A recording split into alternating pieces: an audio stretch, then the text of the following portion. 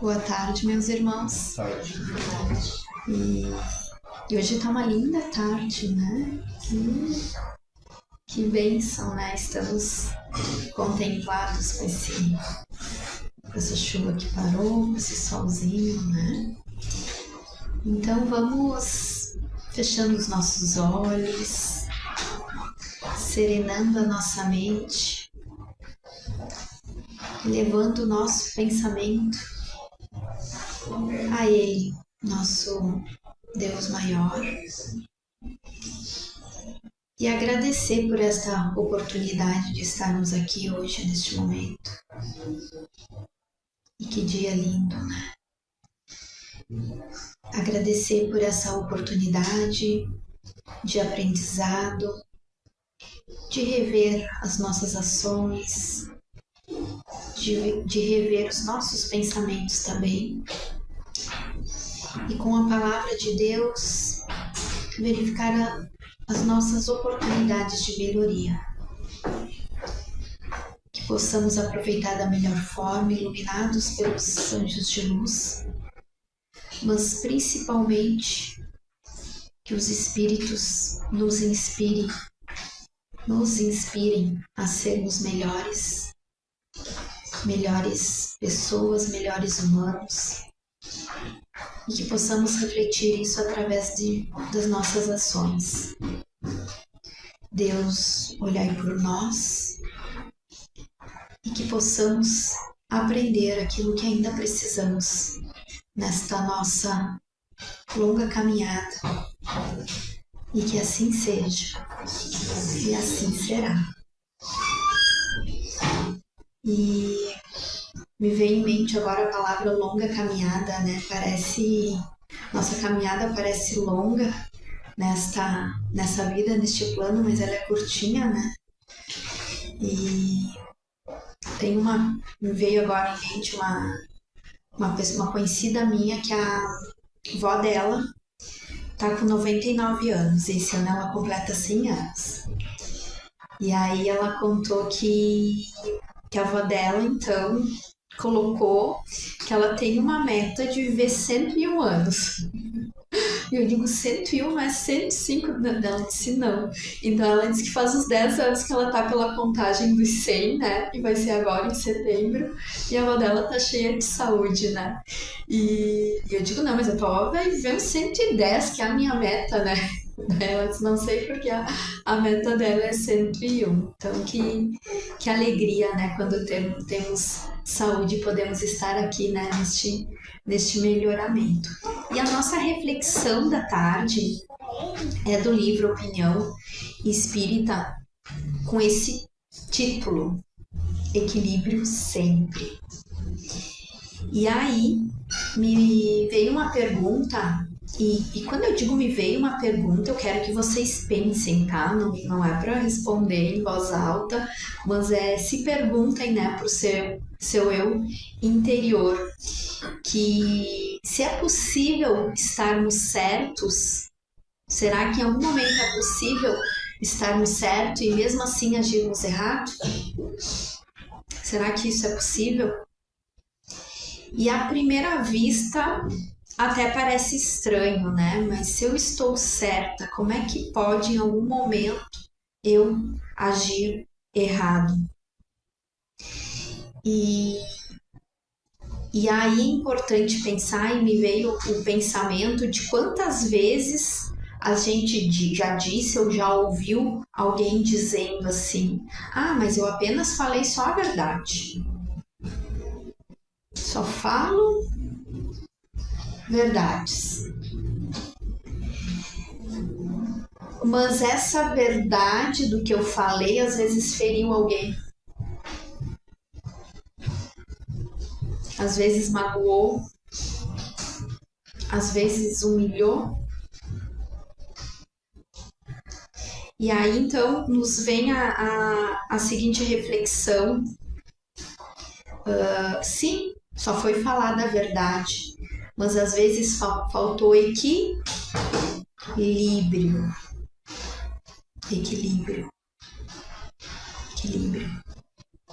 E às vezes acontece vezes acontece isso na família da gente, às vezes a gente até fez, né? Então ele fala, mas eu falei a verdade. Eu digo, não, mas a verdade, ela, antes de ser falada, a gente tem que ter esse pensamento, essa reflexão. Qual é a forma da gente falar a verdade? Né? Qual é as palavras que a gente deve usar?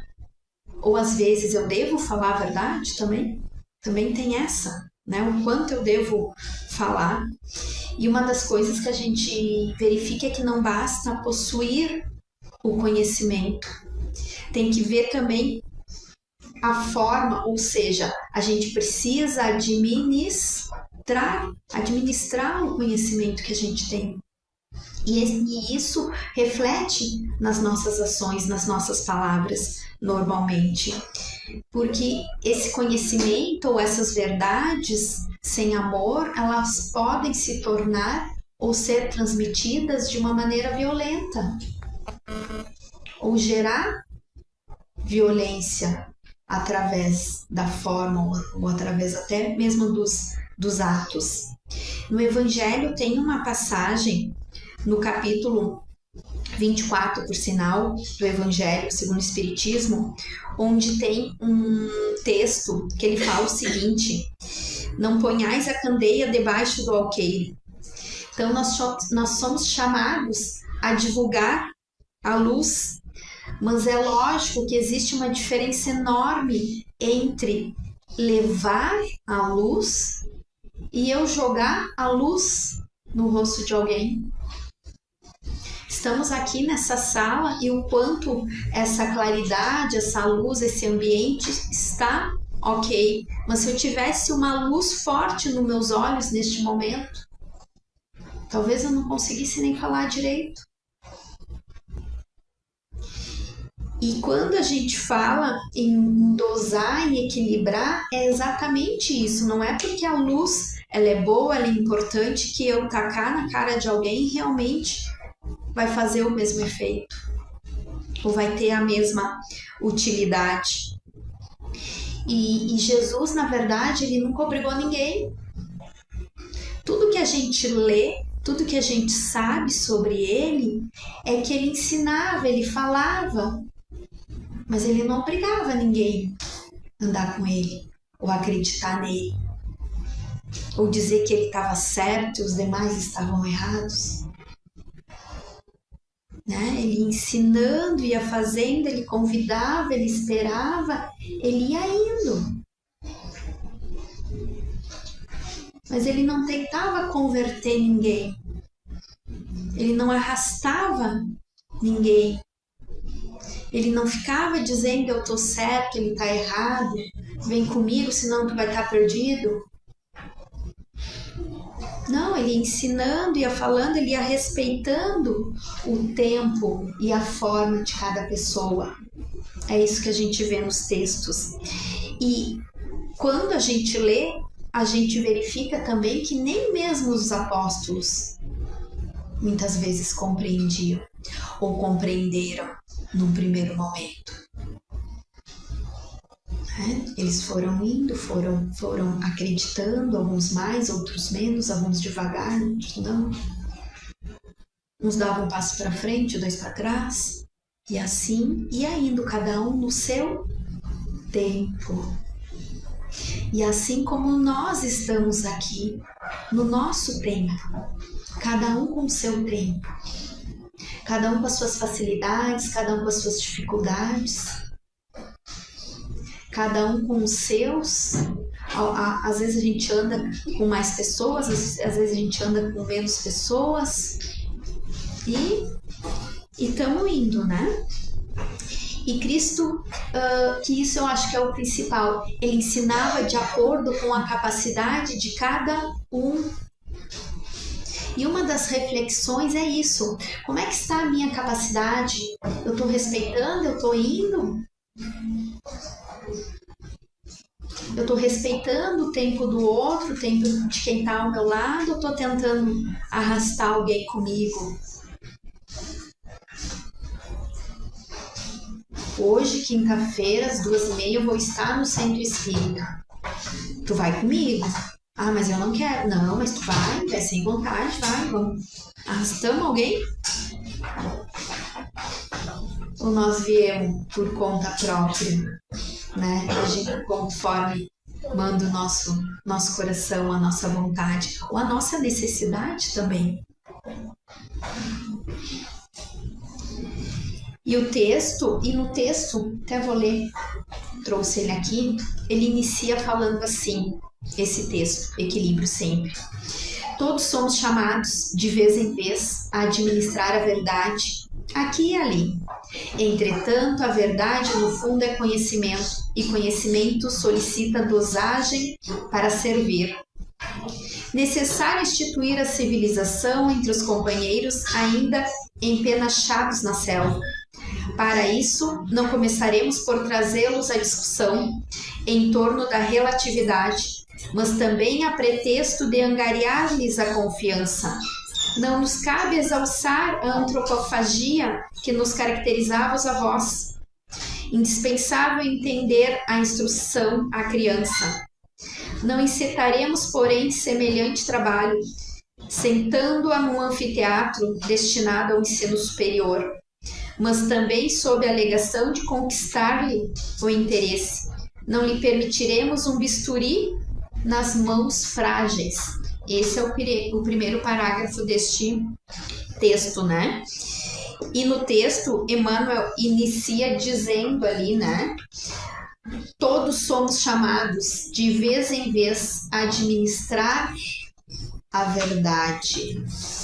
Olha que palavra importante.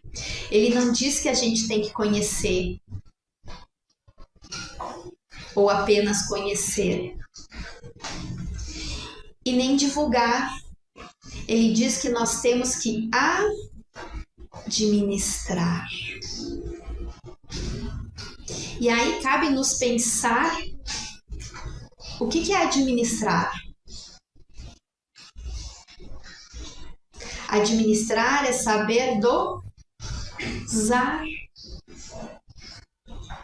saber a hora, saber o momento, saber a forma. Quer dizer que a verdade ela também precisa ser medida. Ela precisa de equilíbrio. E depois ali, no final do primeiro parágrafo, ele fala da criança, né? Ele apresenta, por exemplo, quando quisermos ensinar a criança, ele fala ali, não vamos colocar a criança lá na universidade para aprender. Não, né? A gente vai ensinar a criança no seu tempo. A gente não vai colocar um bisturi na mão da criança porque o bisturi é útil, porque ele é importante para alguma atividade. Não. Porque a criança ela não está preparada para usar aquela ferramenta, mesmo que ela seja útil. E por isso que nós, como seres humanos, a gente tem uma preparação e um tempo. Lá desde a infância e vamos indo e a gente nunca acaba o nosso aprendizado.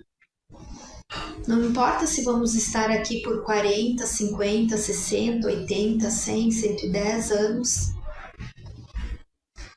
Esses dias eu vi uma senhora com 100, eu não lembro agora o estado, 112. Não importa.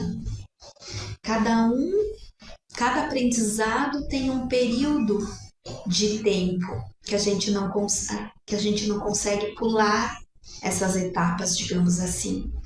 E na vida espiritual é a mesma coisa. E talvez todos nós passamos por isso, né? Por essa necessidade de melhorar o nosso conhecimento, o nosso aprendizado na vida espiritual, mas talvez não estávamos nem todos preparados aos 15, aos 20, aos 30, aos 40, não sei. Não é porque todo mundo está preparado, às vezes lá com 5, 10 anos em relação espiritual, às vezes com conhecimento, querendo aprender, que o outro vai conseguir isso aos 15 ou aos 20. Às vezes é começando mais tarde também. assim como nem toda a verdade deve ser dita imediatamente. E há pessoas que precisam ser desenvolvidas, tem coisas que a gente precisa de maturidade. E às vezes é a maturidade que faz a gente ter equilíbrio. Às vezes a gente escuta assim, os jovens são intempestivos.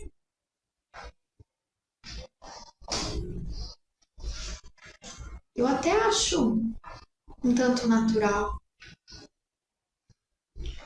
Mas será que eu com 50, 60, 80, sem intempestiva, deveria ser tão natural assim? E eu acho que fica essa reflexão da gente entender o que nós, dentro da nossa realidade, do nosso aprendizado, com a idade que temos no momento, o que tem coisas que já aprendemos e talvez tem coisas que eu tenha que correr mais para aprender, porque eu já deveria ter aprendido com a idade que eu estou hoje.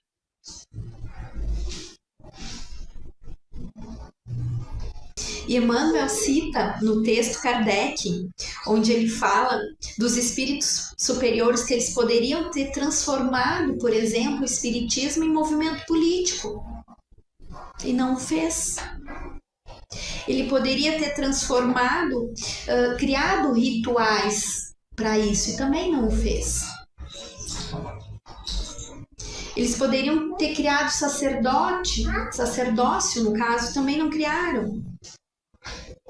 Eles poderiam ter incentivado uma remuneração à mediunidade e também não o fizeram.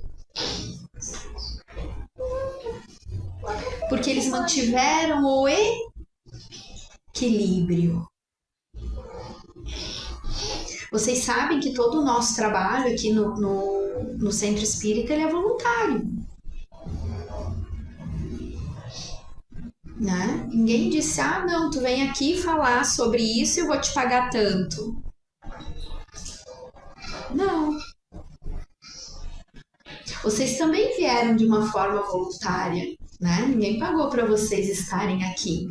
Hoje a gente vê que esse equilíbrio ele é importante para estarmos aqui. Tanto eu aqui desse lado quanto vocês aí estamos aqui de forma voluntária, porque o nosso coração, a nossa necessidade espiritual, algo nos diz para estar aqui. Mas talvez lá no início, eu nem sei se eles pensaram nisso, né? Eles foram fazendo. Mas hoje tem fundamento isso para este equilíbrio todo. Isso quer dizer também que eles nunca perderam o foco, né? Que é o foco moral. Né? Tão importante para a gente estar aqui. E outro grande ensinamento do texto, ele fala que o objetivo não era provar fenômenos, que lá no início teve as questões, às vezes, das mesas girantes, mas o principal objetivo era transformar pessoas. E como é que a gente transforma as pessoas? De dentro para fora. Eu não tenho como transformar a pessoa de fora para dentro. A gente se transforma de dentro para fora. Aquela questão, né? A pessoa parece tranquila. Não é algo não só externo, é algo de dentro para fora. Quando a gente fala, a pessoa parece feliz, a pessoa parece triste, a pessoa parece irritada, não é algo só externo, é algo que está no seu interior.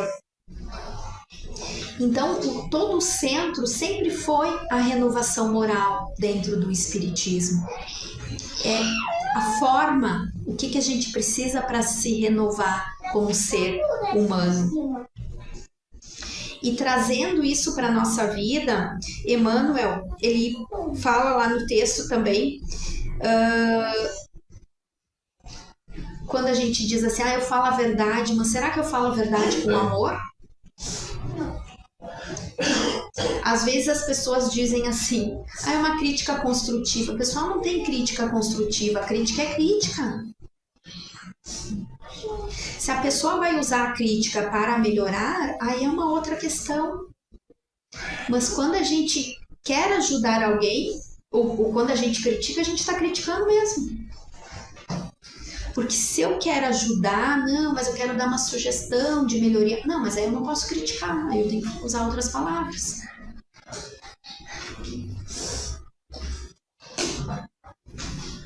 Ou seja, o quanto nós paramos para pensar naquilo que falamos ou queremos falar. E lá no início eu comentei, quero repetir, que existe diferença entre a sinceridade, mas a agressividade, existe uma diferença. Quando eu estou falando com amor ou não. Isso acontece também em todos os lugares, né? Na casa espírita, quantas vezes a gente quer corrigir alguém, corrigir o outro? Ah, mas tu tem que fazer assim, tu tem que fazer assado. Em casa, na nossa família, quantas vezes a gente quer corrigir o outro? Corrigir o companheiro, corrigir o irmão, corrigir o pai, corrigir a mãe, corrigir o filho. Quantas vezes a gente quer corrigir? No trabalho, no ambiente profissional. O conhecimento técnico ele é importante, mas a gente precisa do equilíbrio. E Emmanuel encerra no final do texto com 4 frases, que é a seguinte: tolerar acessórios sem transigir com o essencial, dosear a verdade sem estimular a mentira, amparar o bem sem encorajar o mal, compreensão nobre, mas equilíbrio sempre. E eu achei lindas essas frases e essas palavras usadas ali, porque nem tudo vale uma discussão. Quantas vezes a gente tem que pensar se vale a nossa manifestação, se vale a nossa discussão. E precisamos separar princípios de opiniões. Hoje eu até consigo fazer melhor, mas às vezes nem tudo a gente consegue. Porque às vezes a pessoa está dando opinião dela em relação a alguma coisa, a gente quer discutir. Gente, opinião a gente não discute, a gente só aceita. Comi um doce lá, ai, não gostei porque esse doce tá doce. Não, Silene, mas tu vê, não adianta tentar convencer, é uma opinião. Não gostou, tá tudo certo. E o texto ele conclui com isso, e é isso que a gente tem que lembrar. Não vale, às vezes, esse estresse, esse esforço, essa discussão, principalmente quando a gente está falando de opiniões. É claro que a gente tem que dosar a verdade sem estimular a mentira, são coisas diferentes. Não significa esconder, mas significa às vezes falar na hora certa, no momento certo. Amparar o bem sem encorajar o mal. E aqui a gente está falando do caminho do meio, né? A gente tem os extremos, o equilíbrio sempre vai estar no meio, no equilíbrio do meio. Jesus falava dessa questão do equilíbrio, que ele acolhia o pecador, né? Ele não apontava o dedo para o pecador, ele acolhia. Mas não quer dizer que ele aprovava o erro. Né? Acolher é diferente. E o texto fala ali, compreensão nobre e equilíbrio sempre. E é uma das palavras mais lindas que eu acho que a gente tem que ficar nessa tarde de hoje, que é o equilíbrio sempre. Equilíbrio nas nossas palavras, equilíbrio nas nossas ações, equilíbrio nas emoções, equilíbrio na nossa família, equilíbrio até com os nossos pensamentos. Como andam os nossos pensamentos? Estamos em equilíbrio? Equilíbrio diante das provas também, das dificuldades que a gente tem na vida. E principalmente equilíbrio diante dos desafios, que é mais difícil, né? Naqueles momentos em que acontecem vários eventos na nossa vida que a gente poderia talvez estar em desequilíbrio, mas a gente, para conseguir enfrentar, a importância da gente estar no caminho do meio. E se a gente observar, para finalizar então a nossa reflexão, Jesus sempre estava no caminho do meio. Ele não era um fanático, ele também não era omisso, ele não era agressivo, ele não era indiferente. Tem vários relatos que a fala era pausada, era tranquila, era coerente, tanto é que ele explicava as coisas, né, por parábolas. Ou seja, o quanto nós estamos, ou dependendo do assunto, a gente está conseguindo andar no caminho do meio. Como é que a gente é firme sem ser duro e a gente sabe que isso é difícil? Como é que a gente consegue ser doce, mas sem ser fraco também? Como é que a gente pode como é que a gente pode ser misericordioso? E é este que fica o nosso convite, tá? Que não basta a gente estudar, não basta a gente conhecer as palavras de Deus, o que é trazido por Kardec, mas a gente precisa praticar diariamente, tanto o nosso pensamento quanto nas nossas ações. E talvez a gente tenha que sair dessa tarde perguntando menos: será que eu estou certo? E talvez perguntando mais: o quanto semelhante eu estou de Jesus, o quanto eu estou conseguindo andar no caminho do meio com as minhas ações, com os meus pensamentos, com as minhas palavras, com as minhas atitudes, com o meu ser humano de uma maneira geral. E se a gente consegue responder isso de maneira afirmativamente, quer dizer que a gente está no caminho certo de aprendizado desse período que a gente chama aqui de vida. E muito obrigada, e que Jesus permaneça conosco. E vamos serenando mais uma vez, então, fechando os nossos olhos para elevarmos mais uma vez o nosso pensamento a Deus e a Jesus. E dizer o quanto somos gratos de estarmos aqui por este aprendizado. Que possamos encher os nossos corações de alegria, de amor, paz. E que Deus derrame sobre nós aquilo que mais precisamos, que se for relacionado ao nosso espírito, à nossa saúde, às nossas relações, à nossa família, que derrame as melhores graças, Senhor, para que possamos sair daqui melhores do que chegamos. E que assim seja. E assim será. Obrigada, irmãos.